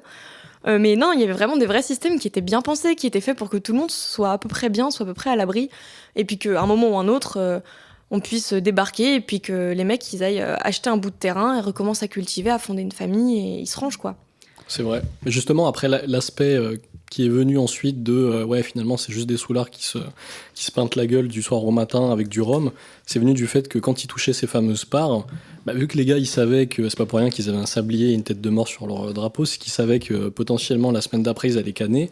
Dès qu'ils touchaient un peu d'argent et qu'ils s'arrêtaient dans des rades ou qu'ils s'arrêtaient dans des endroits où ils pouvaient picoler et puis ils pouvaient fréquenter, en fait ils claquaient tout leur pognon parce qu'ils se disaient ça se trouve c'est la dernière fois que j'en aurai l'occasion. Donc c'est vrai que live fast and die young. Ouais, tout à fait. Ouais. Là, c'est un peu ça. Ouais. Moi, c'est vrai que Léonard il dit souvent que les pirates c'est des zadistes. Et je trouve qu'en fait c'est pas tout à fait faux dans le sens où... Et des punks à perroquet. Et dans le sens où c'est des... Enfin, en tout cas tel que moi je les vois et tel que vous le décrivez, je pense que ça colle pas mal. C'est c'est l'aspect on va tenter une autre forme de société, quoi. On expérimente autre chose que le truc auquel on est habitué. On fait un peu nos propres règles, mais mais c'est pas non plus, il n'y a pas de règle et dès que tu tournes le dos, on te plante un couteau dans le dos, quoi. Je pense que tu l'expérimentes, tu le fais parce que tu n'as pas d'autre choix, tu n'as pas d'autre solution. Tu as été marginalisé, tu es vraiment dans le côté t'es quand même marginal en du mode, truc. je vais choisir d'autres règles. Je vais expérimenter cette caisse d'assurance maladie, comme décrit Nora, ce genre de choses. J'ai un peu cette imagerie similaire un peu à l'idée que je me fais de la cour des miracles, tu vois, une sorte de société marginale à côté qui va se baser sur des codes qui sont différents du code traditionnel des autres, l'autorisation de voler, l'omerta, des trucs comme ça, quoi. Après, ça dépend parce que ça reste. Effectivement, ils tentent quelque chose. D'ailleurs, ça vient de là. L'étymologie latine, c'est pirata, celui qui tente. Et en fait, c'est complètement ça. Mais après, ça dépend des pirates aussi, de quelle époque. Bien sûr. On a donné une tranche au tout début de l'émission. On a dit 1650, 1730, je crois que c'était ce que tu avais dit. Ouais, attends, je te redis ça rapidement parce que bien sûr, j'ai oublié, parce que merci Wiki. Oui, c'est ça. 1650, 1730. C'était moins d'un siècle, hein. C'est vachement court comme période. C'est une petite courte période. Et puis surtout, ça correspond à plusieurs sous-périodes. Tu avais l'âge des flibustiers. Alors, t'avais, donc les flibustiers, en fait, ils étaient plus ou moins autorisés par leur gouvernement à attaquer des bâtiments ennemis, mais des fois ils sont pas forcément en guerre, mais bon, on va quand même les attaquer parce que du coup l'ennemi d'hier, ça peut redevenir l'ennemi de demain. Et donc, puis c'était aussi une guerre commerciale. Hein. Guerre commerciale et tout. T'as l'âge des corsaires, les guerres de succession d'Espagne. On en parlera tout à l'heure là, avec les questions que j'ai vues sur est-ce que c'est utile, oui ou non, de connaître l'histoire pour jouer le pirate. Ça peut, si l'image qu'on en a, c'est véritablement le Jack Sparrow. Parce que connaître le contexte historique, c'est bien en fait. La guerre de succession d'Espagne, par exemple, une fois qu'elle s'arrête, avant il y avait des corsaires, il y avait des gens qui étaient payés, c'était des militaires pour aller abattre des bâtiments ennemis, donc des Anglais, des Espagnols. À partir du moment, du coup pas les Espagnols quand c'est les Français parce qu'ils étaient alliés, à partir du moment où la guerre elle s'arrête, vous avez des gars, ils savent que faire la guerre, donc qu'est-ce qu'ils font ? Est-ce qu'ils retournent à leur vie civile qui était franchement de la merde, ou est-ce qu'ils continuent de faire ce qu'ils savent le mieux, c'est-à-dire piller, et c'est-à-dire attaquer des bateaux. Et du coup, c'est comme ça que ça a donné des pirates. Après, en fonction des époques, comme tu l'as très bien dit, ça peut être en fait des pirates, des corsaires, des flibustiers, voire même des boucaniers. Les boucaniers, c'est encore autre chose, c'est pas des marins, généralement. C'est ceux qui faisaient chauffer boucanier, la viande sur les îles et tout, et qui étaient un peu aussi marginaux de ouf aussi. Les gars, ils chassaient le bœuf en courant. Voilà. Je vous donne juste l'info. Je crois que tu as un livre, Les Frères de Lacoste, non ? J'ai cru apercevoir. Oula. Qui est juste derrière nous, là. Après, des fois, on a des trucs et alors, ça n'a rien à voir. C'est Les Frères de la Côte de Porc et ça n'a aucun rapport. Je regarderai ça après, je dis, on a ça, nous ? Quand la livre de Tata Suzanne que j'ai jamais lu, merde. J'avais su. C'était intéressant. Ça doit être sûrement ça. Ok. Est-ce qu'il y a des choses à faire et à ne pas faire pour bien jouer un pirate en GN ? C'est pour vous, c'est quoi vos... Le truc à ne pas faire, se bourrer vraiment, vraiment la gueule.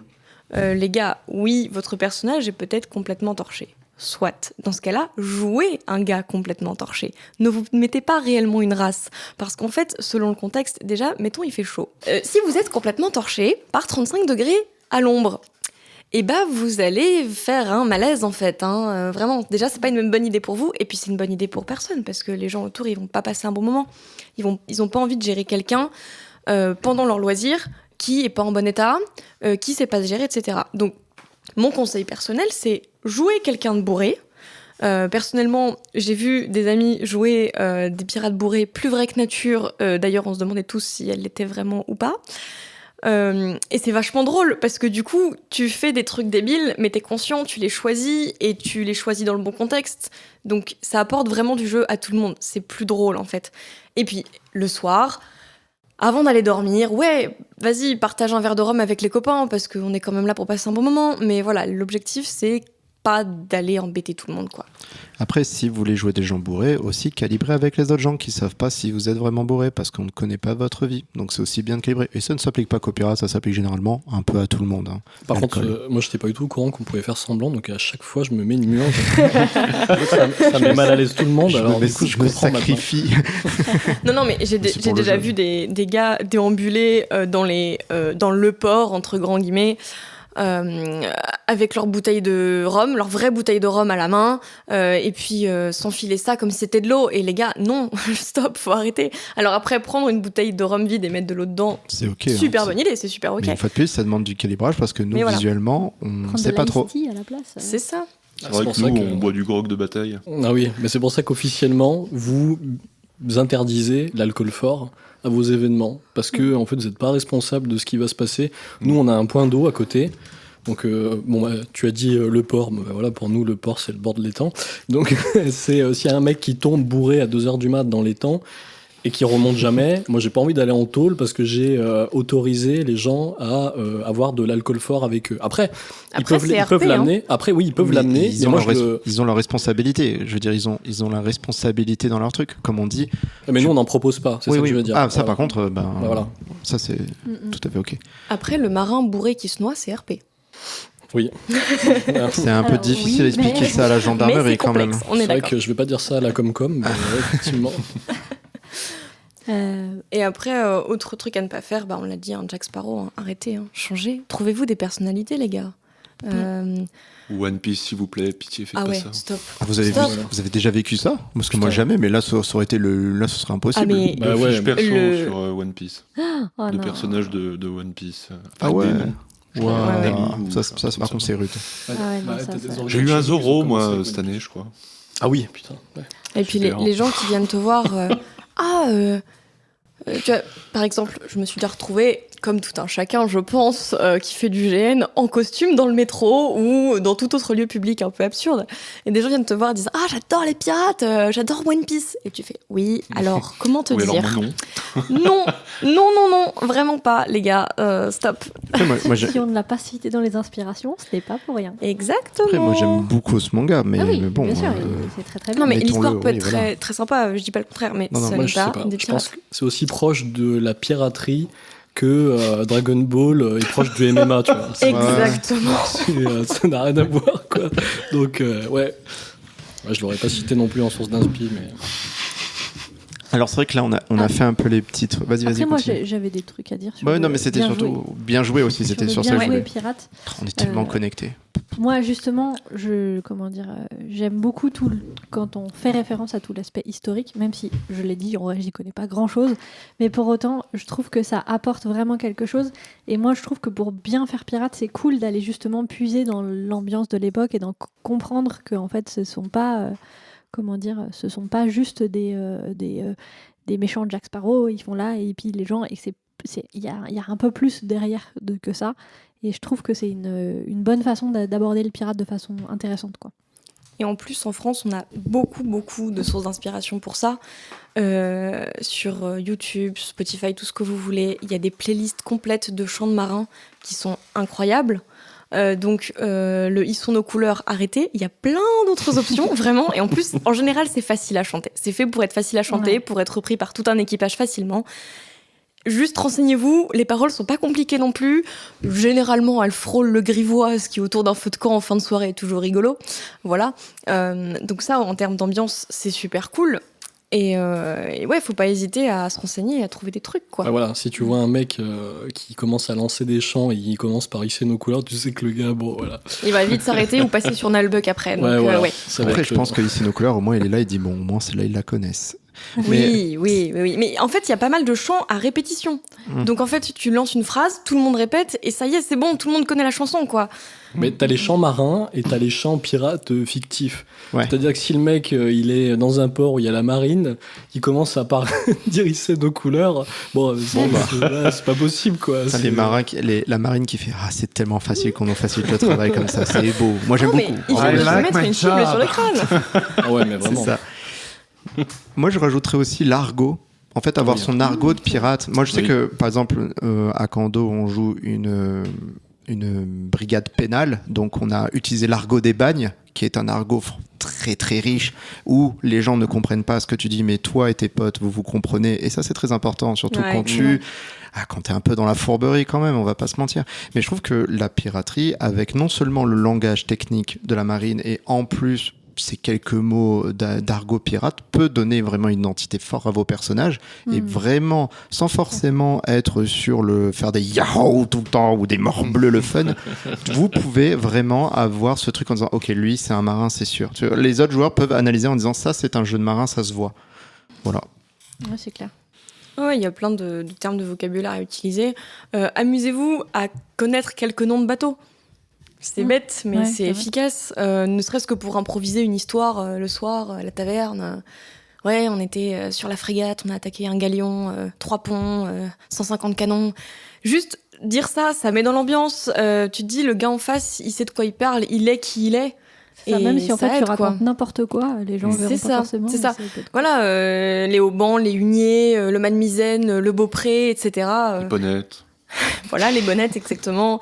Les sabords, bon, les sabords, tout le monde Souquet les connaît, normalement. artibuses. Ouais, il y a un moment, il y en a toujours un qui doit le caler. Récurer le parce que- spardet.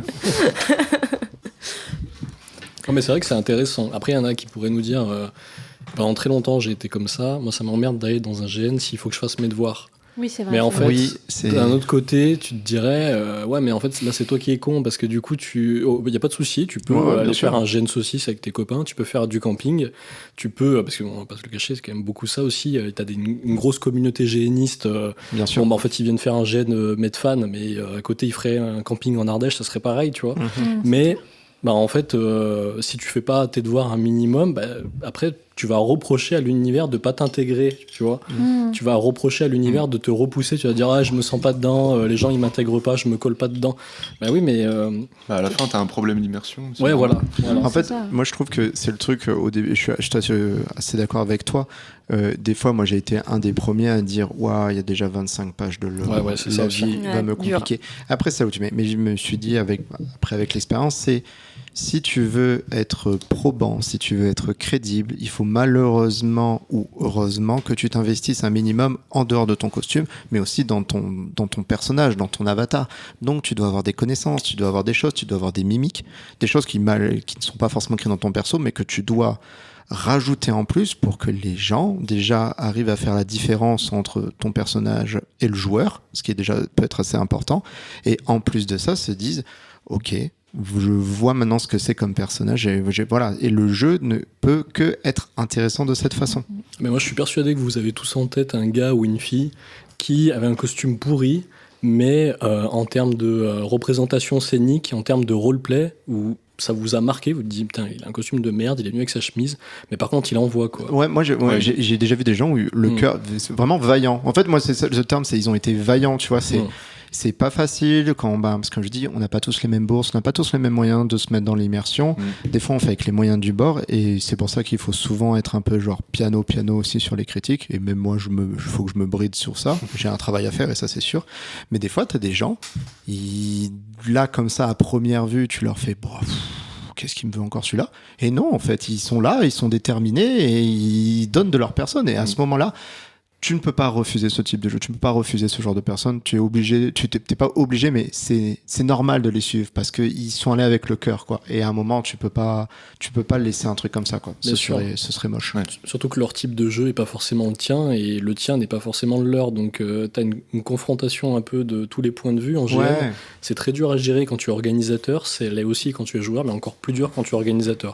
Tu peux te dire selon la lettre d'intention, j'avais pas envie de voir ça à mon événement, mais c'est aussi les joueurs qui font ton événement. Et comme je le dis toujours, si tu veux que ton univers ne soit pas entaché, à ce moment-là, t'écris des romans, parce qu'il y a personne qui va venir te les Ouais, toucher. ouais, S'ils veulent faire des fanfictions, ils le font, il n'y a pas de souci, mais tu les désavoueras plus tard et ce sera pas canon. Mais si tu fais un GN, forcément, les organisateurs, ils vont venir toucher ton bébé, ils vont venir toucher ton univers, ils vont venir rajouter des trucs. Tu vas dire, ouais, mais non, moi j'ai pas envie, je veux pas que ça fonctionne comme ça. Bah ouais, mais tu fais un truc participatif. Donc, faut que, ouais. un moment que... Le GN, c'est un événement collaboratif où les gens vont amener de la personne dans ton univers. Donc forcément, il y a des choses qui vont pas te plaire. Mais si tu brides de tout ça, bah en fait, ça va pas avoir de sens et ça va Bien être sûr. assez tendu. Mm. Vas-y. Est-ce qu'il y a une question sur les costumes après? Bien Ok, sûr qu'il y aura une nickel. question sur les costumes. Ok, c'est bon. Je rebondis pas alors. J'attends. T'inquiète pas, on va y aller là-dessus. Oh, bah, il y a des Je choses savais à plus dire. exactement. Qu'est-ce que vous aimez et n'aimez pas dans le fait de jouer pirate? Nora, qu'est-ce Ok. que t'aimes sur le fait de me pourrir mes soirées? J'adore brailler au coin du feu mes champs de marins, ça on va pas se mentir. C'est toujours un plaisir. Avec mon tricorne, évidemment. Non, en vrai, j'ai beaucoup changé de couvre-chef au fur et à mesure de mes rôles. Mais non, ce que j'aime beaucoup, c'est le fait que, mine de rien, c'est un costume assez facile d'accès. Donc ça, pour commencer, ça a été une très bonne solution pour moi.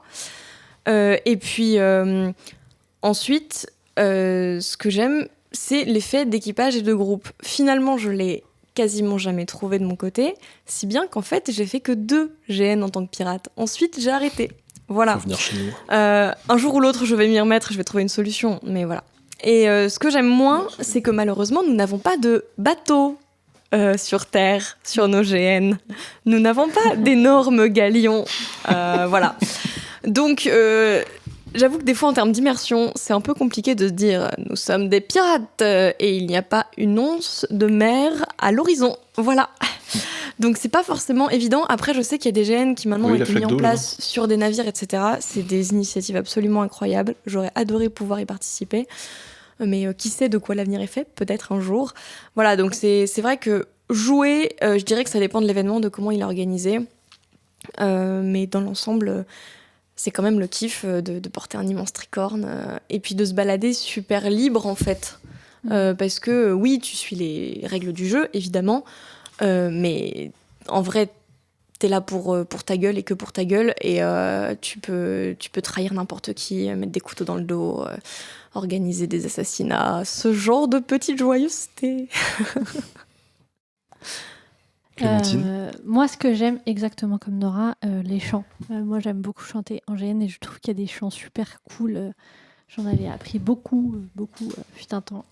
Ça me manque d'ailleurs, ça fait vraiment partie des trucs qui me manquent, c'est que je ne fais plus de jeux ni de pirates ni de marins depuis quelques temps, et j'ai un livre de chants trop cool avec plein de chansons trop bien et je peux jamais les chanter. Donc ça, c'est vraiment un truc très très chouette. Et en vrai, moi, j'aime plutôt bien l'esthétique. C'est vraiment un truc qui me plaît, pas forcément les tricornes, mais vraiment l'esthétique générale. Je trouve qu'elle est assez cool quand on va chercher un peu plus loin que Leonardo Carbone. Je pense qu'on en parlera lors des costumes. Putain, j'ai une chemise Leonardo Carbone, dites pas ça. On en a tous une, c'est pas un problème. Shame on you. La chemise n'est pas un problème, c'est après comment tu set-up ton costume. C'est ça, exactement. Moi aussi, j'ai une chemise Leonardo Carbone, mais j'ai pas que ça. Enfin, tu vois, il y a un peu tout un truc. C'est vraiment bon, on en parlera sur la phase des costumes. Je pense qu'on aura des choses à dire. Et du coup, moi, c'est vraiment tout ça que j'aime beaucoup. Ce que j'aime moins, c'est un peu pareil, le fait qu'il n'y ait pas de bateau en vrai. Et c'est aussi le fait que, dans mon expérience en tout cas, il y a souvent au moins un joueur qui me pense que jouer pirate, c'est la bonne occasion de pas trop faire de roleplay et de juste se bourrer la gueule. Et ça, je trouve ça dommage. Je trouve que c'est pas respecter l'univers des pirates qui est en fait très très cool, quoi. Je pense qu'il y a plus à faire que ça. Et du coup, c'est pas vraiment c'est pas vraiment ce que j'aime pas dans le fait de jouer pirate, mais je pense qu'il y a un espèce de cercle vicieux où du coup, il y a les joueurs qui ont vraiment envie de faire le roleplay, ils se disent que le pirate, c'est pas pour eux. Et du coup, voilà, ça je pense qu'il y a un espèce de cercle vicieux un peu dommage là-dessus. Donc j'espère que cet épisode donnera envie des gens de jouer plus pirate en faisant du roleplay très cool. Voilà. Il y a un autre point au niveau du roleplay qui peut être un peu compliqué, c'est le roleplay sexiste. C'est vrai. Voilà, parce que quand on est pirate, forcément, c'est quoi ? C'est du rhum, des femmes et de la bière, nom de Dieu, je crois. C'est ça. Alors, oui, effectivement, du rhum, des femmes, on peut faire des blagues grivoises, tout ça, on sait que c'est rigolo. Néanmoins, messieurs, surtout, navré pour vous, c'est pas une raison pour nous faire des remarques du genre ah, j'aime bien les femmes, mais alors quand elles sont sur un estal au-dessus de moi, j'ai encore plus envie de les baiser. Non, voilà. Ah ouais, t'as déjà entendu ça ? Oui, non, je cite, hein, c'est en français dans le texte. Hein. Voilà, en l'occurrence, j'étais sur une scène en train de chanter et la personne a sorti ça, voilà. Et du coup, le problème, c'est que dans ce genre de cas, déjà, moi, je connaissais pas la personne, on n'avait pas eu de calibrage avant. Ouais, donc, à quel moment est-ce que c'est du RP ? À quel moment est-ce que c'est juste un bon alibi pour dire ce qu'on pense vraiment. Et puis, Voilà. et puis surtout, est-ce que tu as envie d'entendre ça? C'est surtout ça. Mais non, T'as mais pas c'est envie clair, d'entendre ça, quoi. Surtout si t'es pas calibré rien, si c'est random. Si le gars, il t'avait dit au début, souvent ce que nous, on aime bien faire avec Clémentine, c'est la veille du GN dans notre faction, on fait voilà mon personnage, je joue comme ça, voilà mon comportement. Ouais, tout à fait, ouais. Si vous avez un problème avec ça, n'hésitez pas de venir vers moi, de dire non, c'est gênant et tout. Soyez pas choqués, Je m'adapterai à votre sensibilité.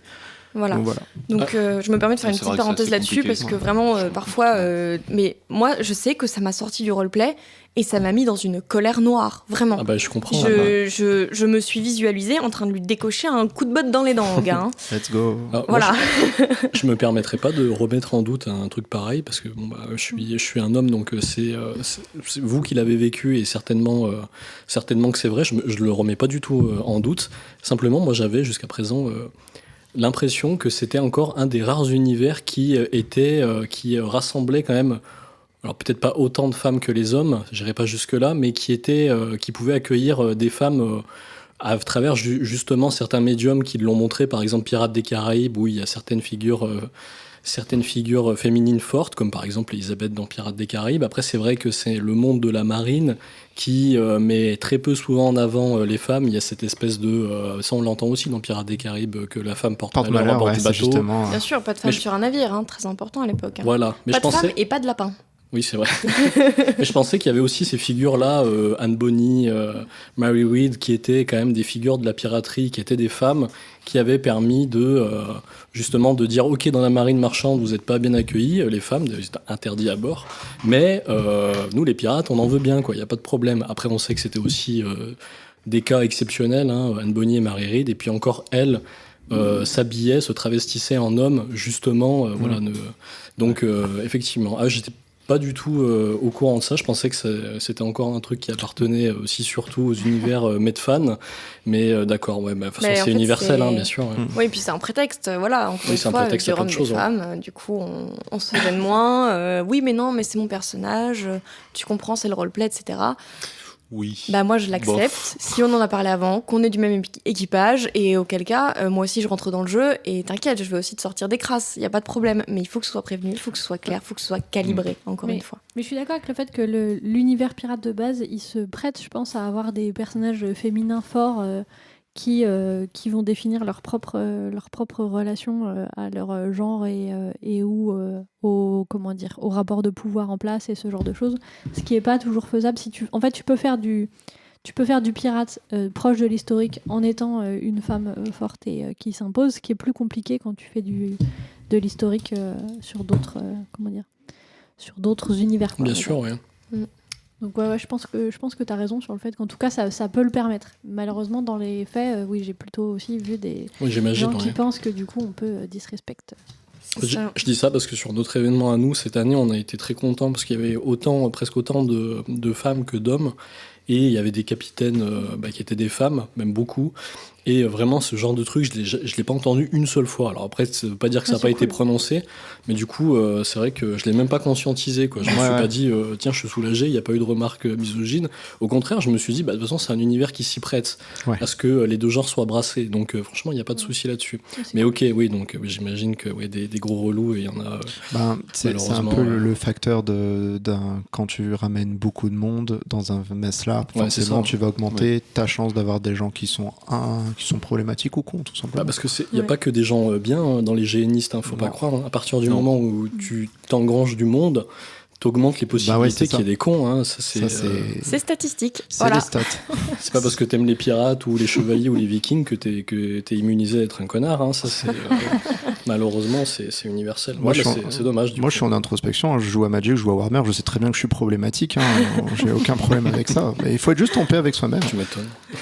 Mais pour rebondir sur ce que disait Clémentine, sur le fait que l'univers pirate s'apprête à avoir des personnages féminins forts et tout, d'un point de vue historique, je reviens toujours dessus, c'était aussi un endroit où les esclaves étaient libérés. C'est-à-dire que tu parlais de la traite négrière tout à l'heure. Effectivement, c'était pas... je vais pas dire que c'était pas rare, mais en tout cas, ça arrivait que des pirates capturent des navires négriers et libèrent les prisonniers, tout simplement, les esclaves. Et ça arrivait aussi qu'ils recrutent des personnes, des communautés natives des États-Unis, donc américaines, des Amérindiens du coup. Et du coup, tu te retrouves avec des équipages super mixtes en termes de population. Et c'est quelque chose que tu retrouves pas du tout dans le reste de la société de l'époque, une telle égalité. Alors nous, maintenant, en GN, on joue beaucoup plus là-dessus parce que, on n'est plus en 1780 en fait, donc c'est quand même chouette. Mais c'est vrai que en termes d'esthétique et d'époque, t'avais vraiment ce moment où du coup il y avait de tout, il y avait tout le monde, c'était beaucoup d'ouverture d'esprit, etc. Beaucoup de mixité, quoi. Beaucoup de mixité, voilà. Et moi je trouve que c'est même un état d'esprit à jouer qui est vachement cool. Oui, c'est vrai, ouais. Et vous nous avez pas dit ce que vous aimez. Ouais, qu'est-ce que... Ah, je déteste, je trouve que c'est de la merde, le pirate. Yes. Bah ouais, le fait de pas avoir de bateau, putain, c'est un sacré gros frein. En plus, nous, on le fait en Auvergne. Vraiment le truc qui s'y prête pas du tout. Mais c'était de ça, en fait, qu'était née la blague. On s'est dit, si on faisait un GN pirate en Auvergne. De toute façon, c'était soit ça, soit le GN cowboy. Ou le GN Shrek. Ah putain, le GN Shrek. Mais ça, par contre, c'est pas une blague, on va le faire. Incroyable.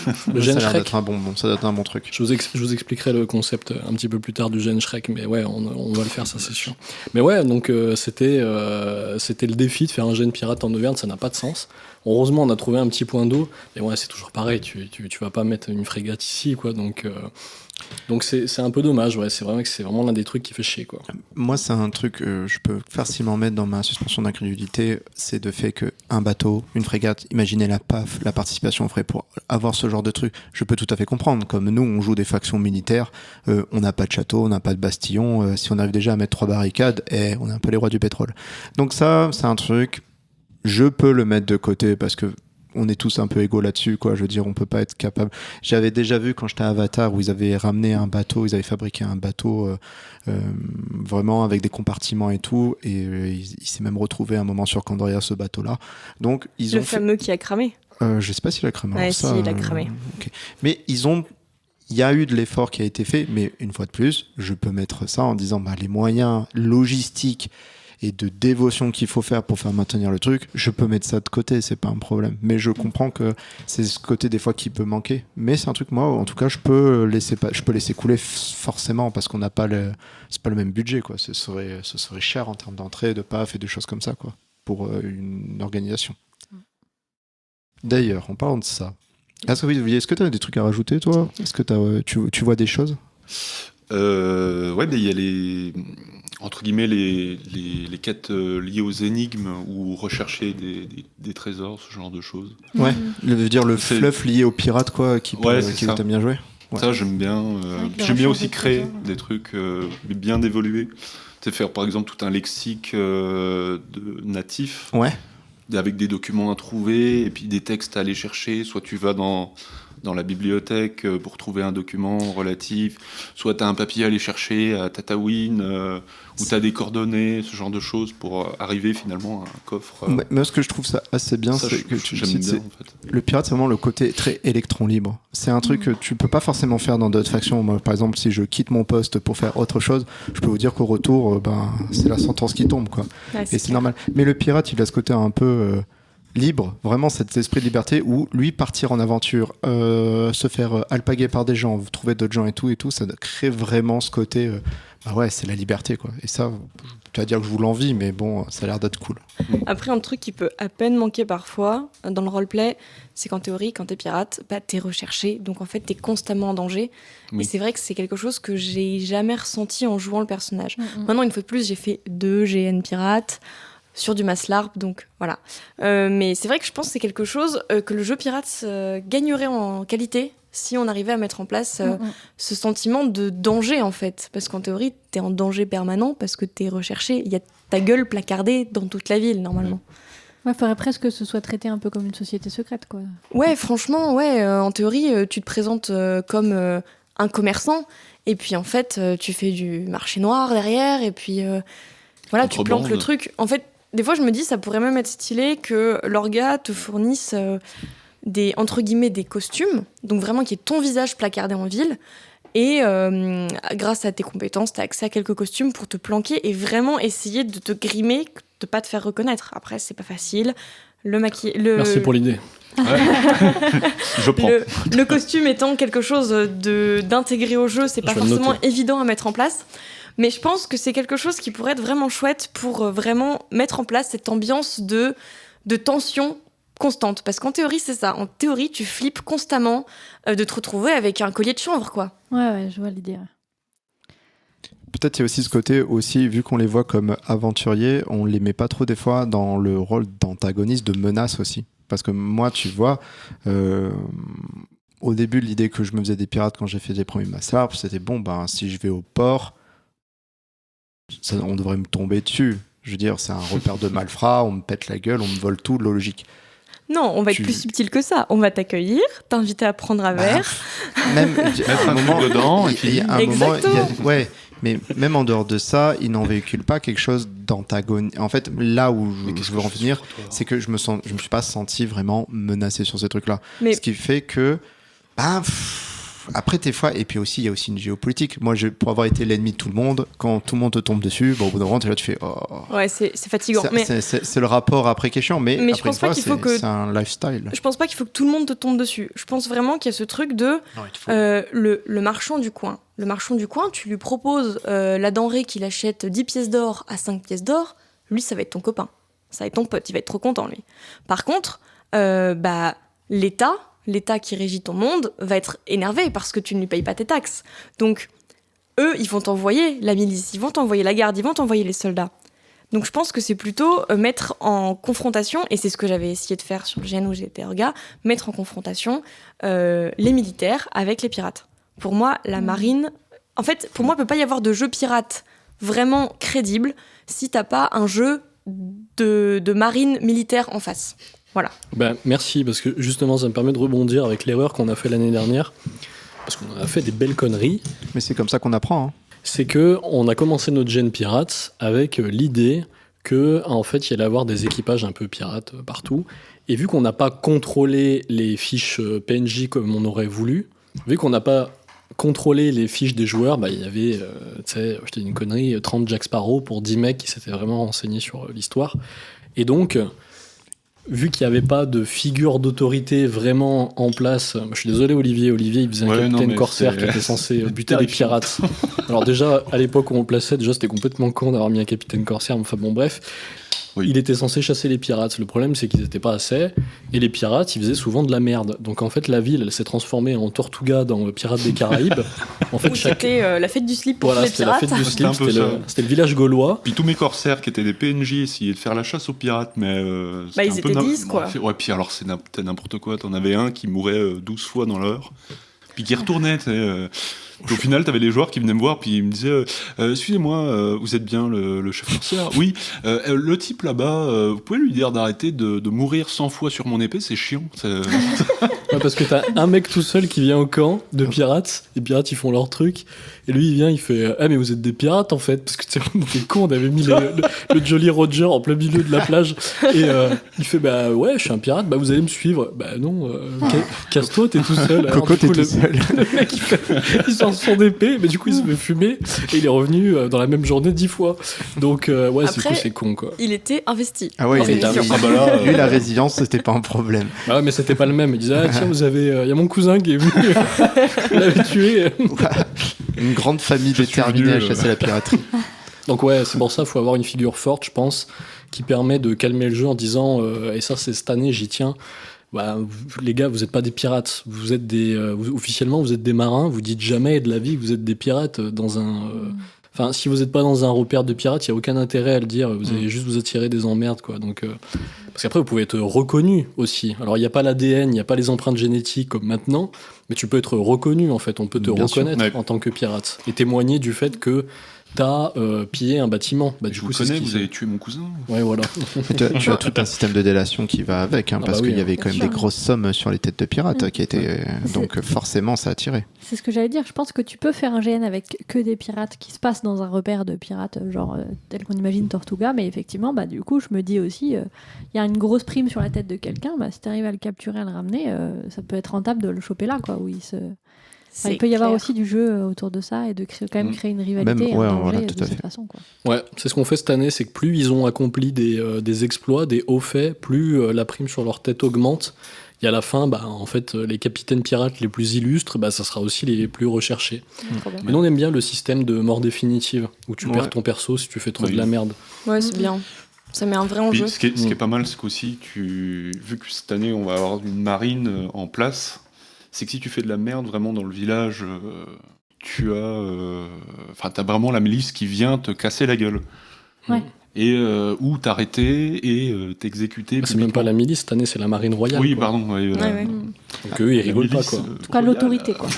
Il y a l'autorité qui vient. Et c'est ça, t'as vraiment une figure d'autorité cette année qu'on va essayer de mettre vraiment en place pour venir C'est Cadrer les choses, quoi. cadrer vraiment le jeu.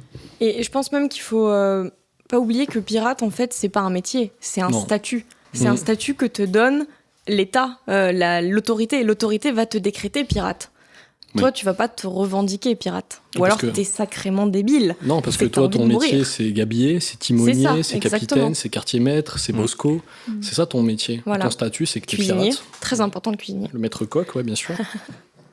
Moi, s'il y a un truc, je peux rejoindre on fait un petit écart organisation, c'est si vous mettez un système, on va dire, de réputation, n'hésitez pas à mettre des trombinoscopes et avoir les feedbacks des PNJ. Parce que les PNJ peuvent arriver et dire et lui, ça s'est vachement mal passé, il a fait ça, par exemple, et tout. Vu que ce sont des rumeurs, et par exemple, il a tabassé la ménagère qui était en train de vendre des trucs et tout, ça se répand dans la ville.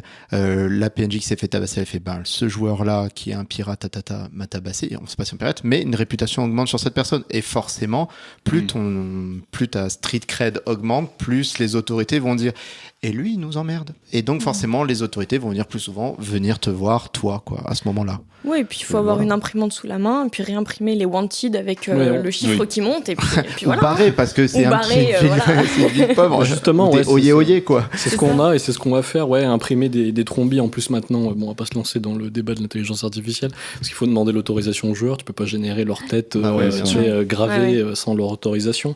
Mais tu peux faire quand même tu fous un filtre Photoshop, tu peux faire un effet gravure. Un truc sépia, ça pourrait marcher aussi. Tu le mets sur une feuille et puis t'augmentes la prime à chaque fois que le mec fait quelque chose, quoi. Ça peut être pas mal. Avec la super imprimante de Julien. Elle va lâcher un jour. Est-ce que connaître la variable histoire des pirates est important pour jouer pirate ou pour organiser un jeu pirate ? Mais oui, putain. Vas-y, quelque chose à dire. Je crois que je l'ai dit genre 10 fois déjà, oui. Mais après, encore une fois, ça va dépendre de ton univers. Si dans ton univers, les pirates, c'est des orques, et soit ce sera des orques, et c'est des orques qui vont t'attaquer en mer. Quoi ? Voilà. Encore une fois... C'est quoi cet univers de merde ? C'est vraiment une sale histoire, c'est un sale monde.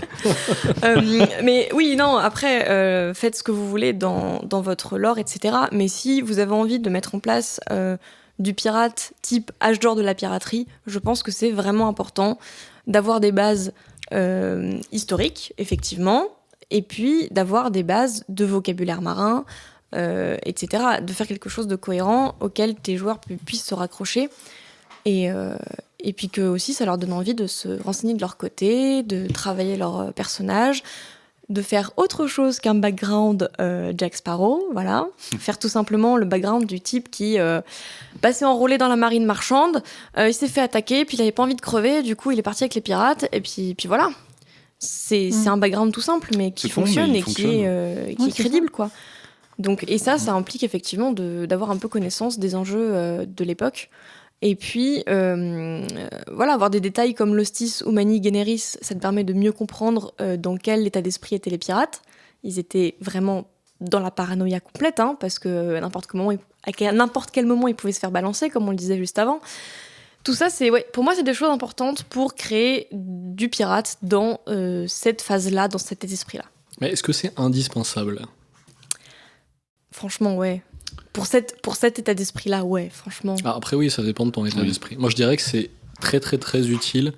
Après, c'est peut-être pas indispensable. Si ton jeu, c'est Pirates des Caraïbes et que tu as envie de faire Jack Sparrow, c'est vrai que te renseigner sur le fait qu'en 1715, Louis XIV est mort et qu'après, c'est la Régence, et qu'ils ont un système politique qui est tout à fait différent des précédents gouvernements, oui, non, ça va pas être utile parce que tout dépend dans quel ton monde. roleplay, dans tout le monde, si t'es dans un monde type Kando, on s'en fout Louis XIV.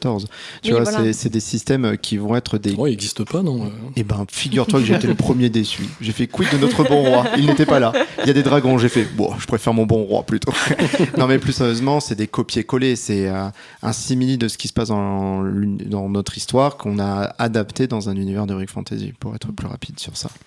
Moi, je dirais en gros que effectivement, c'est pas forcément nécessaire de connaître tous les faits historiques. On te demande pas de savoir que l'âge d'or de la piraterie, c'était de 750 à 1730, comme on le disait tout à l'heure, ou de connaître spécialement des figures historiques. Mais par contre, je pense que comprendre un peu l'état d'esprit, c'est important pour pas faire des clichés en fait, pour pas faire des Jack Sparrow de partout. Ça te permet d'avoir un peu d'inspiration Tu peux. qui est crédible, quoi. Après, ça dépend aussi de quel côté tu te places. Parce que si tu es organisateur et que ton GN, tu veux qu'il ressemble à quelque chose, je vais m'arrêter là, quelque chose. En fait, oui, c'est nécessaire, je pense, parce que je suis toujours d'avis que tu as les joueurs que tu mérites.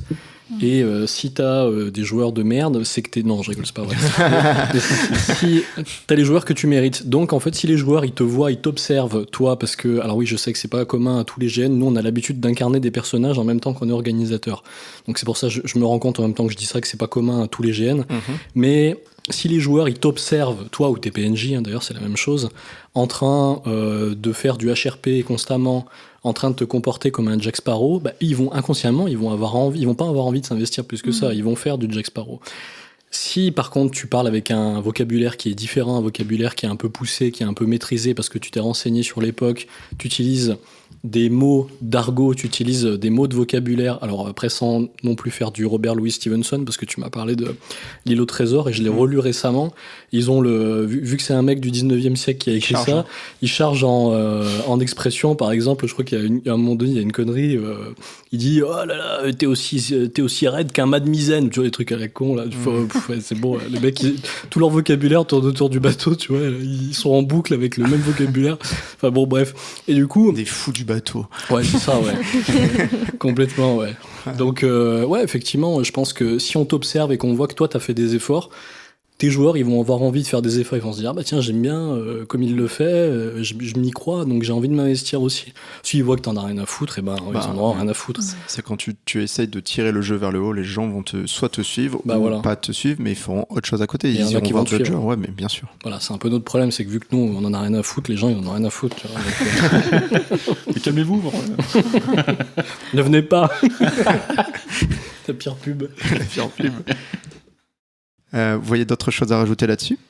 Ouais, moi je trouve que c'est important pour jouer, mais c'est aussi important pour mettre en place ton contexte. Parce que même si tu vas pas copier-coller le contexte, en fait c'est vachement inspirant. Ouais. L'histoire est vachement inspirante. Ouais, clairement. Voilà, je reprends l'Hostis Humani Generis qui est super intéressant, mais t'as aussi la grâce de la reine. En fait, avant de déclarer tous les pirates ennemis à l'humanité, elle a déclaré une grâce. Donc en gros, pendant une période de, je crois, 1 an, n'importe quel pirate anglais qui venait voir un gouverneur anglais avait une grâce royale. On effaçait son ardoise, on repart à 0, tu peux rentrer dans la marine régulière si tu veux. Franchement, pas mal. Par contre, au bout de cette année-là, tous les pirates étaient ennemis de l'humanité. Et en fait, si elle a fait ça, c'était pas pour rien. C'était pour récupérer un gars. C'était pour récupérer un amiral qui s'était fait la malle et qui était devenu pirate. C'était qui ? Donc, c'était, normalement, si je dis pas de bêtises, Lord Francis Drake. Ah, mais c'est Francis Drake. Ah oui, donc là, c'était avant 1700, ça. Ouais, c'était avant 1700. Et donc, c'était pour récupérer lui, qui ensuite est devenu amiral. Le type est devenu lord. À la base, il était capitaine normal, on va dire.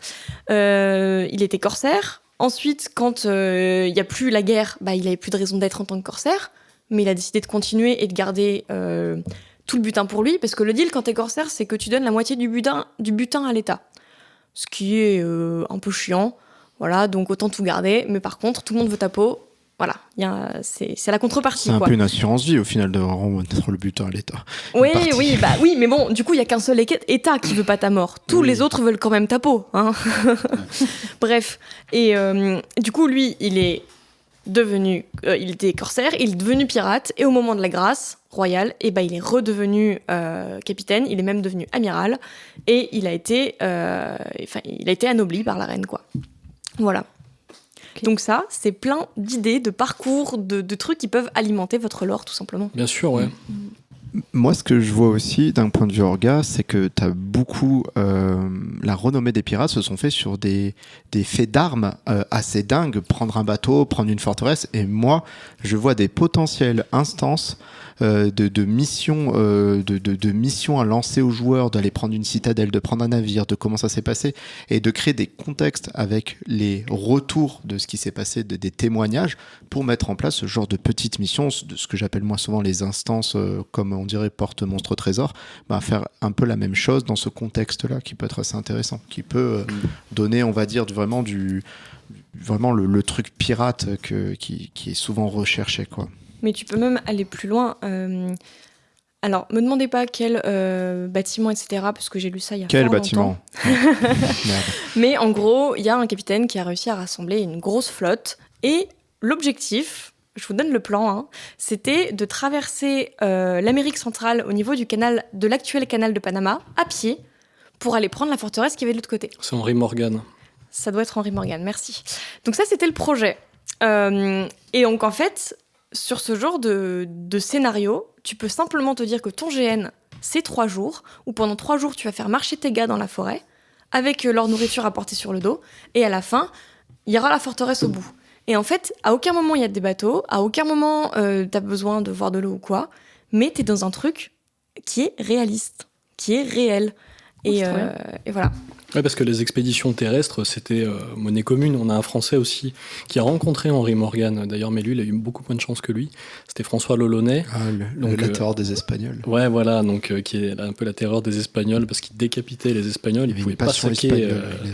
Mais les Espagnols, en ce temps-là, c'était les maîtres très très peu partageurs des océans, pour citer...